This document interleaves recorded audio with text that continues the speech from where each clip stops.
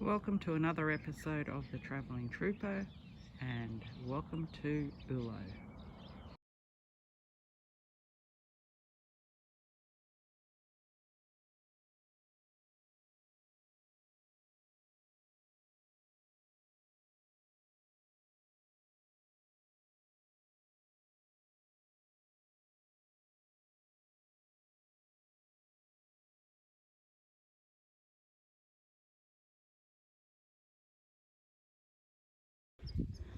And here we are camped up, getting some good solar in at the moment.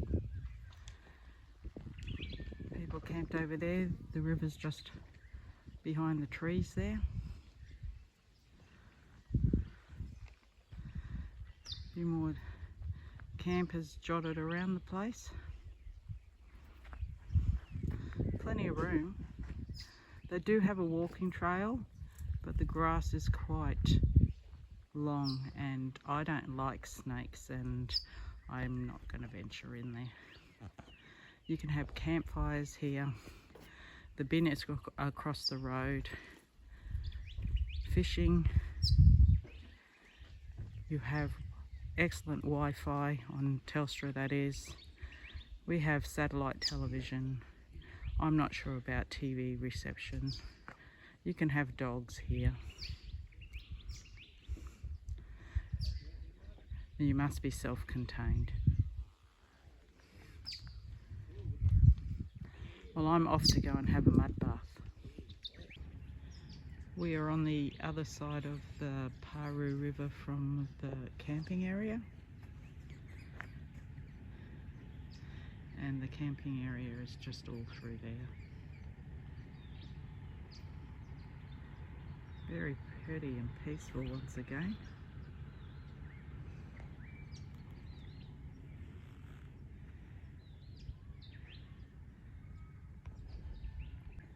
You could camp here with a caravan if you really and truly wanted to, because there's a track in from that way. But Pete's gone for a walk further down that way and he said that's all tent area there. So this is probably your max area where you could come in with a caravan if you wanted to on this side of the river. There doesn't seem to be any hard rules about where you're actually camping around here. As long as you're respectful for other people and leave room for cars and stuff to come through, I suppose everything's fair game. Yeah. We're just going for a bit of a walk into town. That's ahead of us up there, and it's probably about 750 metres from the camp area, which is back in that direction. Here are the artesian mud spa, which we are going to be doing this afternoon. Can't wait. This is part of the opal and jewellery shop out the side. A bit of information about the township of Eulo, if you're interested in reading it.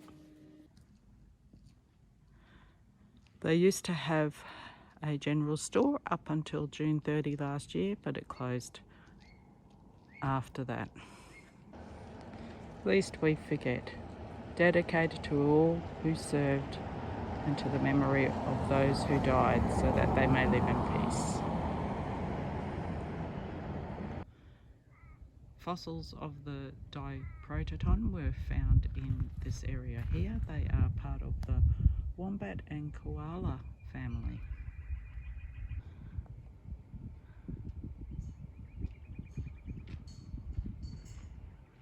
Eulo is known for its lizard racing. Back in the day, they had the world champion lizard racing track, which is this here.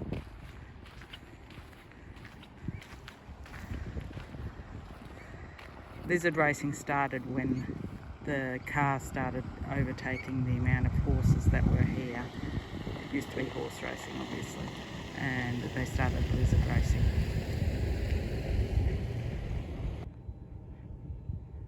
Their champion filly was named Wooden Head, and he flashed across the line in a world record of 1.8 seconds.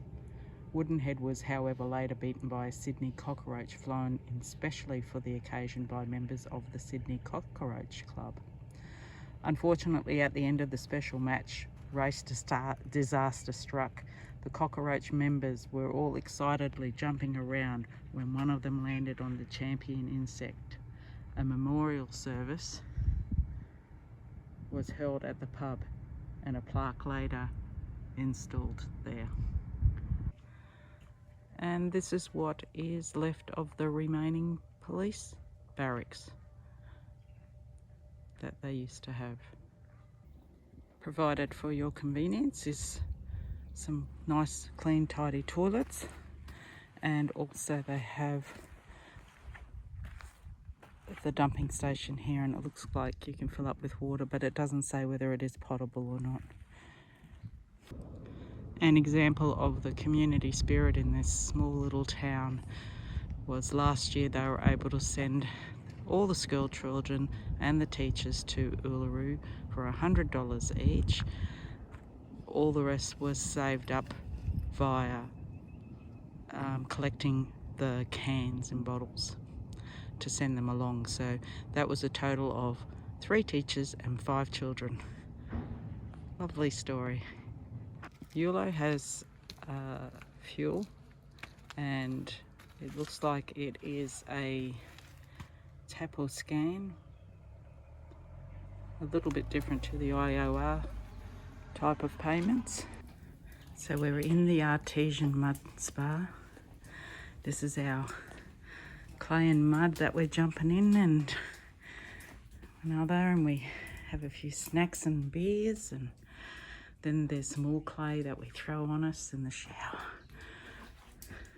So here we go. This is an artesian mud spring, and it is about, say 10 kilometres out of Eulo to the west.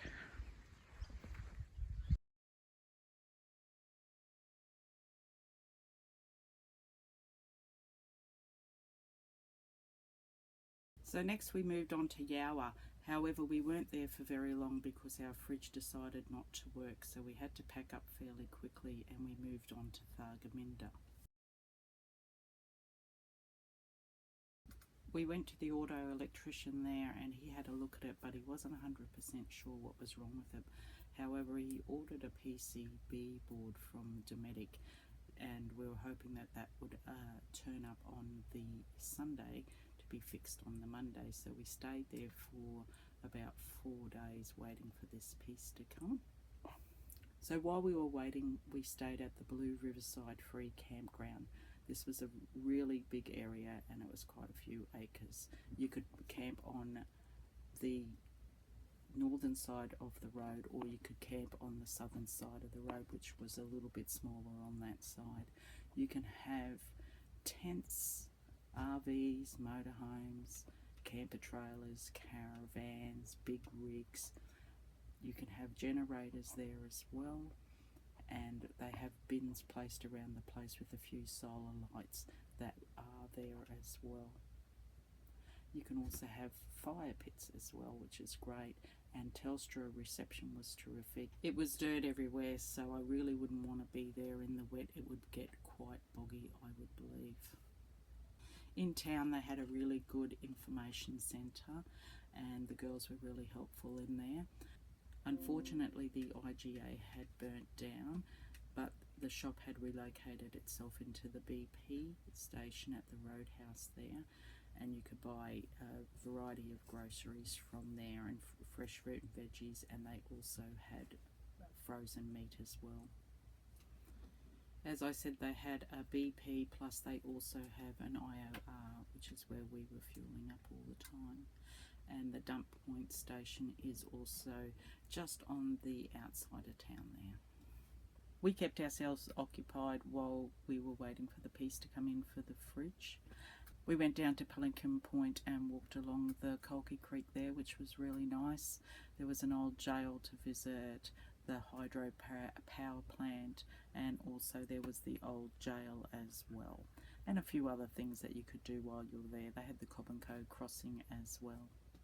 We also took a day trip down to Hungerford and had lunch at the Royal Mail Hotel, which was really nice. And on the way back we came across a few emus that were running beside the car, so that was terrific. Through the layering. It is dry.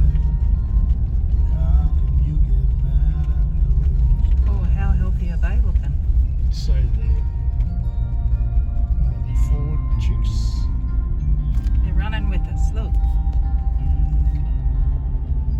They're gone. On the Monday we found that the piece hadn't arrived from Dometic. It hadn't actually been sent. So we got on the phone and we rang St George, and they didn't have anybody that could fix our fridge, but they suggested getting in contact with Roma, which we did, and we ended up finding a guy by the name of Cyril who said he might be able to help us out. So off we went. We drove down to Surat. We got there that night, stopped in a free camp there for the night, and then the next morning we moved on to Roma, where we went and saw the guy to fix the fridge. When we would try and turn the fridge back on, a couple of lights turned on up here, but they would only stay on for a second or two. So we knew that there was power getting to it. And while the guy was Googling, trying to find out a few things, I decided that when the lights came on that I would hit this button down here for 4 seconds. And when that happened, it actually went through the reset process through here, where you had to open up a door and close a door and follow the instructions there. And voila, the fridge was working. So we hung around Roma for a couple of days before we moved on to make sure the fridge was fine, which it was. And then we made the trek back to Thargomindah, and we stayed at Charleville at the Rock Pools, which is a free camp there. And then we moved into Quilpie, which had the caravan park where we stopped for the night. And then we moved on to Thargomindah and took off where we left. So all it took was the press of a button to get this fridge working, but the manuals don't tell you to try anything like that. And when you're trying to get onto Dometic, it can also take a few hours to get onto them, and they never ring you back. And anyway, we got the problem solved. We did end up talking to Dometic to ask him a few extra things, whether we needed a different display board or anything like that, which they didn't have in stock until the end of the month either. But we took the chance and we've moved on, and it's working just fine.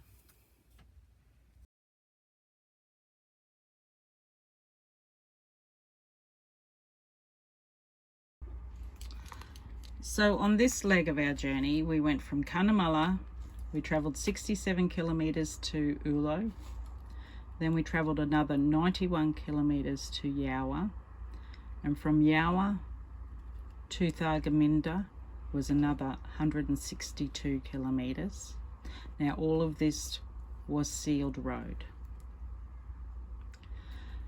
And then when we went for the day trip to Hungerford, this was about a 410 kilometre return trip. Now this section here was all unsealed, and we saw probably about 200 roos along here, so it was a pretty slow trip. And along here, this is where we saw those emus running beside the car. So like I said, this is all unsealed and it is a very slow trip. And then we got back on the highway and went back to Thargomindah. Then from Thargomindah, we travelled all the way back through Cunnamulla, turned off at St George, stopped at Surat, then went on to Roma, stayed there for a couple of days while we got the fridge sorted, and then we travelled along the Warrego Way, stopped a night in Charleville at the free camp at that Rock Pools, then travelled on through to Quilpie, stayed at the caravan park there, and then travelled all the way back down to Thargomindah. So that whole trek was about 1,350 kilometres. So from the time we left Cunnamulla to the time we got to Thargomindah and did the big round trip and the day trip to Hungerford, we travelled 2,080 kilometres.